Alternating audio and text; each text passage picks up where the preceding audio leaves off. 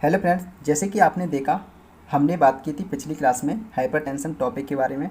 Hypertension topic first class में पूरा नहीं हुआ था, कुछ कुछ बच गया था, ठीक है ना। तो हम इस क्लास में उसका जो बचा हुआ पोर्शन डिस्कस करेंगे, ठीक है। तो आपने पहली जो क्लास ज्वाइन नहीं की या आपने नहीं देखी थी तो मैं लिंक डिस्क्रिप्शन में दे रहा हूँ, आप वहाँ जा करके देख लें। अब बात करते हैं उसका नेक्स्ट टॉपिक, जैसे असेसमेंट। हाइपरटेंशन टॉपिक है जो कि कंटिन्यू कर रहे हैं हम इस क्लास के अंतर्गत, ठीक है। तो देखिए असेसमेंट में क्या देखते हैं। असेसमेंट क्या है, जब हाइपरटेंसिव पेशेंट है वो हमें क्या कंप्लेंट कर रहा है और हम उस पेशेंट पे क्या फाइंड आउट कर रहे हैं या क्या असेस कर रहे हैं, ठीक है। तो हेडक, देखिए हेडक हेडक क्यों हो रहा है, देखिए हम असेस कर रहे हैं। देखिए हेडक है, पेशेंट कंप्लेंट कर रहा है, ठीक है ना। तो इसके अंतर्गत देखें असेसमेंट में हेडक, तो हेडक क्यों हो रहा है। देखिए हाइपरटेंसिव जो पेशेंट होता है उसमें क्या है, प्रेशर इंक्रीज होने की वजह से ब्रेन पर प्रेशर लगता है या अप्लाई होता है, जिसकी वजह से फ्लूइड होता है वो लीक हो जाता है ब्रेन में, और ये क्या है, हेडक कॉज करता है, ठीक है। अब देखिए नेक्स्ट है टिनिटस। टिनिटस क्या है, रिंगिंग इन ईयर। ये वाली कंडीशन क्यों, देखिए कैरोटिड आर्टरी का डायमीटर जब नैरो हो जाता है तो ब्लड सप्लाई क्या है, इम्पेयरमेंट हो जाती है, ठीक है। सप्लाई जब इम्पेयरमेंट होती है जिसकी वजह से टिनिटस की कंडीशन बनती है। टिनिटस रिंगिंग इन ईयर मतलब कान में घंटी सी बजना, ठीक है ना। नेक्स्ट है विजुअल डिस्टर्बेंसेज। देखिए विजुअल डिस्टर्बेंसेज क्यों, ठीक है, जब हाइपरटेंसिव जो पेशेंट होता है उसमें जो रेटिनल आर्टरी होती है ना, उसमें प्रेशर इंक्रीज होने की वजह से जो रेटिनल आर्टरी होती है वो क्या है, थिकन हो जाती है, ठीक है, या उसका साइज बढ़ जाता है, ठीक है। तो इसलिए यहाँ पर क्या है, विजुअल डिस्टर्बेंस की कंडीशन हो सकती है, ठीक है।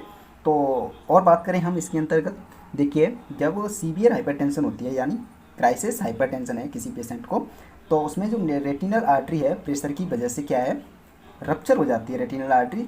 तो इस कंडीशन को हम हाइपरटेंशन रेटिनोपैथी कहते हैं, ठीक है। तो ये विजुअल डिस्टर्बेंसेज की कंडीशन कॉज होती है इस प्रकार से, ठीक है ना। अब नेक्स्ट है फ्लश्ड फेस। देखिए फ्लश्ड फेस की बात करें, फ्लश्ड फेस आपको पता है जनरली जो हाइपरटेंसिव जो पेशेंट होते हैं उनमें सप्लाई की जो कंडीशन है या सप्लाई है जो इम्पेयरमेंट होने की वजह से क्या है, फ्लश्ड फेस की कंडीशन पाई जाती है, ठीक है, हो सकती है। अब देखिए एपिस्टेक्सिस, फ्लश्ड फेस की बात कर ली हमने, अब बात करते हैं एपिस्टेक्सिस। देखिए एपिस्टेक्सिस क्या है, नोज ब्लीड। ये क्यों होती है, देखिए जब प्रेशर हाई होता है उसकी वजह से क्या है, जो नोज में जो माइनर आर्टरीज होती हैं वो क्या है, रप्चर हो जाती है, ठीक है ना, जिसकी वजह से नोज ब्लीड होती है। बात करें कन्फ्यूजन की, कन्फ्यूजन क्या होता है, देखिए जो कोई हाइपरटेंसिव पेशेंट है उसमें क्या है, ब्लड सप्लाई इम्पेयरमेंट होती है, ठीक है, ब्लड सप्लाई इम्पेयरमेंट होती है, उसकी वजह से कन्फ्यूजन होता है, ठीक है, ब्रेन को प्रॉपर तरीके से सप्लाई नहीं हो पाती इसकी वजह से, ठीक है। नेक्स्ट है डिफिकल्टी इन ब्रीथिंग। देखिए डिफिकल्टी क्यों हो रही है, देखिए कोई पेशेंट है हाइपरटेंसिव पेशेंट, तो उसमें चेस्ट कंजेशन की कंडीशन बनती है जिसकी वजह से वो पेशेंट हमें चेस्ट पेन की भी कंप्लेंट करता है, ठीक है। तो इसलिए यहाँ पर कॉज हो सकती है डिफिकल्टी इन ब्रीथिंग, ठीक है। अब नेक्स्ट बात करें हम इसके मैनेजमेंट की। देखिए फ्रेंड्स जो हाइपरटेंशन है उसका क्या मैनेजमेंट है उसकी बात करें, ठीक है। देखिए फ्रेंड्स इसमें बात करते हैं हम हाइपरटेंशन के मैनेजमेंट की। तो इसके अंतर्गत फर्स्ट ऑफ बात करते हैं नॉन फार्मेकोलॉजिकल। देखिए नॉन फार्मेकोलॉजिकल के अंतर्गत देखें तो फर्स्ट है लाइफ स्टाइल मॉडिफिकेशन। देखिए लाइफ स्टाइल मॉडिफिकेशन कैसे करते हैं, देखिए फर्स्ट है इसमें डाइटरी मैनेजमेंट, यानी कोई भी हाइपरटेंसिव पेशेंट है तो उसको कहना है या उसको एडवाइस करना है और बताना है, ठीक है, या उसके रिलेटिव्स हैं उनको उसके साथ आए हैं उनको अटेंडर को, ठीक है, बताना है कि जो हाइपरटेंसिव पेशेंट है उसको क्या है, इनटेक डिक्रीज फैट साल्ट और हाई कैलोरी, ठीक है, उसको क्या है कम मात्रा में या बहुत ही कम मात्रा में क्या है उसको साल्ट है फैट है हाई कैलोरी डाइट लेनी है या इनटेक करनी है, मतलब डिक्रीज करनी है, इन चीज़ों को लेना नहीं है, ठीक है ना, बहुत ही कम मात्रा में लें मतलब डिक्रीज करना है, ठीक है इनको। बात करें हम फिजिकल एक्सरसाइज की, तो देखिए उसको एडवाइस करना है कि जो पेशेंट है हाइपरटेंसिव पेशेंट तो उसको क्या है रेगुलर फिजिकल एक्सरसाइज करनी है, जिसकी वजह से क्या है कोलेस्ट्रॉल का लेवल है और वेट लॉस है, ये वाली कंडीशन मेंटेन बनी, ठीक है, मेंटेन रहे, ठीक है। अब नेक्स्ट बात करते हैं फार्मेकोलॉजिकल मैनेजमेंट, ठीक है। अब देखिए फ्रेंड्स फार्मेकोलॉजिकल मैनेजमेंट की बात करें हम 2 नंबर, ठीक है, नॉन फार्मेकोलॉजिकल मैंने बात कर लिया, अब बात करते हैं फार्मेकोलॉजिकल मैनेजमेंट। फार्मेकोलॉजिकल के अंतर्गत फर्स्ट आता है डायरेटिक्स। अब देखिए फ्रेंड्स डायरेटिक्स होता है क्या, देखिए डायरेटिक्स जब हम हाइपरटेंसिव पेशेंट को देते हैं तो डायरेटिक्स क्या करता है, जो अक्सर से फ्लूइड होता है ना बॉडी को बॉडी में जो एक्सेसिव फ्लूइड है उसको क्या है बाहर निकालता है बॉडी से, है ना, एक्सक्रीट कराने का कार्य करता है। ठीक है, तो डायरेटिक्स क्या है देखिए यहाँ पर इसके कुछ एग्जाम्पल्स हैं। थियाजिड, ठीक है, थियाजिड डायरेटिक्स, फुरेसमाइड, लूप डायरेटिक्स, ठीक है, पोटेशियम स्पेयरिंग डायरेटिक्स। अब देखिए थियाजिड डायरेटिक्स की बात करें हम, थियाजिड डायरेटिक्स की बात करें तो ये क्या होता है, एक जो कैल्शियम स्पेयरिंग डायरेटिक्स है। ये क्या है, जो थियाजिड डायरेटिक्स है वो क्या है, कैल्शियम स्पेयरिंग है। ये ओनली कैल्शियम को स्पेयर करता है और जो सोडियम है, पोटेशियम है और जो वाटर होता है उसको क्या एक्सक्रीट कराता है बॉडी से, ठीक है ना। और फ्यूसेमाइड की बात करें, फ्यूसेमाइड ये इसे हम लूप डायरेटिक्स भी कहते हैं और ये मार्केट में हमें लेक्सिस के नाम से भी मिल जाता है, लेसिक्स, ठीक है। और बात करें हम पोटेशियम स्पेयरिंग डायरेटिक्स, देखिए फ्रेंड्स जो पोटेशियम स्पेयरिंग डायरेटिक्स होता है वो क्या है, पोटेशियम को क्या स्पेयर करता है। और इसकी बात करें हम एग्जाम्पल की, तो एग्जाम्पल क्या है, स्पायरोनोलैक्टोन, ठीक है फ्रेंड्स। अब देखिए जो पोटेशियम स्पेयरिंग डायरेटिक्स हम कब देते हैं, देखिए जो हाइपरटेंसिव पेशेंट है उसमें क्या है, पोटेशियम की जब कमी होती है ना उस कंडीशन में उसको देते हैं, ठीक है। सेकंड, तो इसमें फर्स्ट है डायरेटिक्स और सेकंड है कैल्शियम चैनल ब्लॉकर्स। अब देखिए कैल्शियम चैनल ब्लॉकर्स के अंतर्गत कुछ एग्जांपल्स दिए हुए हैं। देखिए फर्स्ट है निफेडिपिन, सेकंड है एम्लोडिपिन और सेकंड है मतलब थर्ड है डेल्टियाजेम, ठीक है ना। फर्स्ट निफेडिपिन, एम्लोडिपिन और डेल्टियाजेम। अब देखिए इनका कुछ मैकेनिज्म एक्शन है उसको हम देख लेते हैं। देखिए चैनल कैल्शियम चैनल ब्लॉकर्स होते हैं वो बॉडी में किस प्रकार से कार्य करते हैं, ठीक है ना। अब देखिए फ्रेंड्स मैं आपको बता दूंगा, आप ध्यान से समझने की कोशिश करें कि जो कैल्शियम चैनल ब्लॉकर होते हैं वो क्या करते हैं, जो कार्डियक मसल सेल या ब्लड वेसल्स होती हैं उनके अंदर यानी कैल्शियम की एंट्री को क्या है ब्लॉक कर देते हैं। कैल्शियम चैनल ब्लॉकर होते हैं वो क्या करते हैं, कैल्शियम की चैनल जो कैल्शियम होता है ना उसकी एंट्री को ब्लॉक कर देते हैं। किसके अंतर्गत जाने से ब्लॉक करते हैं, यानी जो कार्डियक मसल सेल होती है ना और जो ब्लड वेसल्स होती हैं उनमें जाने से उनको क्या ब्लॉक कर देते हैं, जब वो इंटर नहीं कर पाता है कैल्शियम, ठीक है। जब कैल्शियम की एंट्री ब्लॉक होती है जिसकी वजह से हार्ट की जो एक्टिविटी है या हार्ट की जो कॉन्ट्रैक्शन की क्षमता है वो वीक हो जाती है और उनकी जो ब्लड वेसल्स होती हैं उनका क्या डायमीटर बढ़ जाता है, जिसकी वजह से हार्ट होता है उसकी जो आउटपुट की क्षमता है, जो आउटपुट की कैपेसिटी है वो कम हो जाती है और बीपी क्या है यहाँ पे डिक्रीज हो जाती है। हार्ट का आउटपुट है वो कम होगा तो बीपी डिक्रीज होगी, ठीक है ना। तो फ्रेंड्स यहाँ पे देखिए मैं इतना डिस्कस किया। अब यहाँ पे देखिए नेक्स्ट बात करते हैं हम।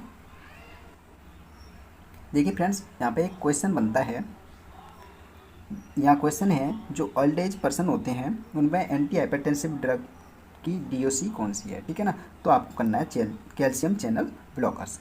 ओवरऑल बात करें हम एडल्ट में पूरी मैनेजमेंट के हिसाब से तो जनरली डायरेटिक्स होती है, ठीक है। और यहाँ पर एंटी हाइपरटेंसिव जो ड्रग है ओल्ड एज में तो डीओसी, आप डीओसी के रूप में कैल्शियम चैनल ब्लॉकर कर सकते हैं, ठीक है। अब थर्ड बात करते हैं हम बीटा ब्लॉकर्स। देखिए इसके कुछ एग्जांपल्स हैं।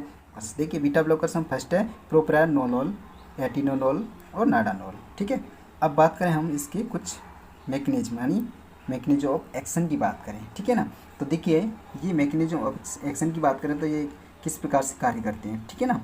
तो बीटा ब्लॉकर्स होते हैं वो क्या करते हैं, जो बीटा रिसेप्टर्स होते हैं उनको क्या है ब्लॉक कर देते हैं, ठीक है। जिसकी वजह से जो एड्रीनलिन लेवल होता है ना वो डिक्रीज हो जाता है। एड्रीनलिन का लेवल डिक्रीज होगा उसकी वजह से सिंपैथेटिक एक्टिविटी डिक्रीज हो जाती है, ठीक है। सिंपैथेटिक एक्टिविटी डिक्रीज होता है जिसकी वजह से हार्ट का जो कॉन्ट्रैक्शन होता है वो डिक्रीज होता है, हार्ट रेट डिक्रीज होती है तो बीपी डिक्रीज होती है, ठीक है। बीटा ब्लॉकर्स हैं, बीटा रिसेप्टर को ब्लॉक करते हैं जिसकी वजह से एड्रेनलिन लेवल डिक्रीज हो जाता है और सिंपैथेटिक एक्टिविटी डिक्रीज हो जाती है और हार्ट का कॉन्ट्रैक्शन है, हार्ट की रेट है वो डिक्रीज हो जाती है और जिसकी वजह से बीपी डिक्रीज हो जाती है। तो इस प्रकार से ये कार्य करते हैं, ठीक है ना फ्रेंड्स। अब देखिए यहाँ पे एक क्वेश्चन बनता है, देखिए आप पूछा जा सकता है बीटा ब्लॉकर्स है लॉन्ग एक्टिव कौन सा है, तो आपको करना है नाडालोल, ठीक है, या नाडालोल लॉन्ग एक्टिव बीटा ब्लॉकर्स है, ठीक है ना। देखिए फ्रेंड्स हम नेक्स्ट बात करते हैं। फोर्थ है इसका बेसोडाइलेटर्स, ठीक है। देखिए बेसोडाइलेटर्स के अंतर्गत कुछ एग्जांपल्स हैं सोडियम नाइट्रोक्लोराइड और नाइट्रोग्लिसरीन, ठीक है। सोडियम नाइट्रोक्लोराइड और नाइट्रोग्लिसरीन। देखिए जो नाइट्रोग्लिसरीन है उसका रूट है सबलिंगुअल, ठीक है।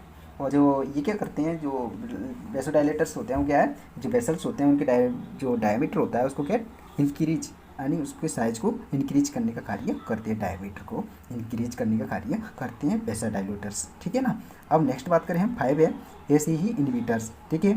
एसी ही इन्हीबिटर, इनका कुछ यहाँ पे एग्जांपल्स दिए हुए हैं, कैप्टोप्रिल, एनालप्रिल और लेंसोप्रिल। अब बात करें हम इसके मैकेनिज्म ऑफ एक्शन की बात करें यहाँ पे, तो ये किस प्रकार से कार्य करते हैं।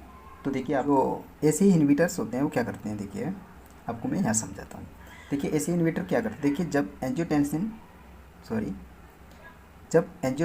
फर्स्ट एंजियोटेंसिन सेकंड में कन्वर्ट होता है तो इंक्रीज एल्डोस्टेरॉन लेवल, यानी एल्डोस्टेरॉन के लेवल को इंक्रीज करता है, जिसकी वजह से ये कंडीशन जनरेट होती है। वाटर का रिटेंशन है, सोडियम का रिटेंशन है, वो होने लगता है और वेसो कॉन्ट्रैक्शन होने लगता है, ठीक है ना। अब ये कंडीशन नहीं होनी चाहिए, अगर हाइपरटेंसिव पेशेंट है तो ये कंडीशन नहीं होनी चाहिए।